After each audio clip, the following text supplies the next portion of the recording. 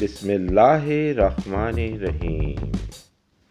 طنز و مزاح سے بھری ہماری ویڈیو کو اگر آپ کو اچھی لگے تو براہ مہربانی چینل سبسکرائب کریں، شکریہ۔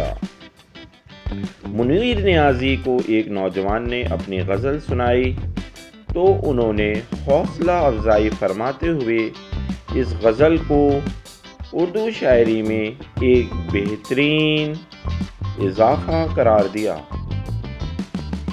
شامت اعمال کے اگلے روز اس لڑکے نے وہی غزل حلقہ ارباب ذوق کے تنقیدی اجلاس میں پیش کر دی۔ اجلاس کے شرکاء نے اس کی غزل کی دھجیاں بکھیر کر رکھ دیں اور اسے شاعری کا ایک بدنما داغ قرار دیا۔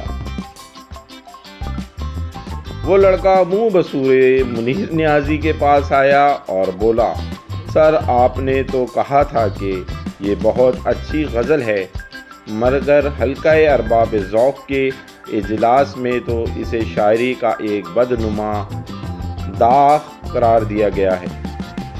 منیر نیازی بولے،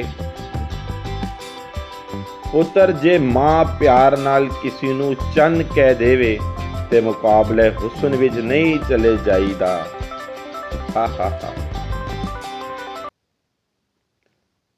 دلچسپ ویڈیو کے لیے ہمارا چینل سبسکرائب کریں۔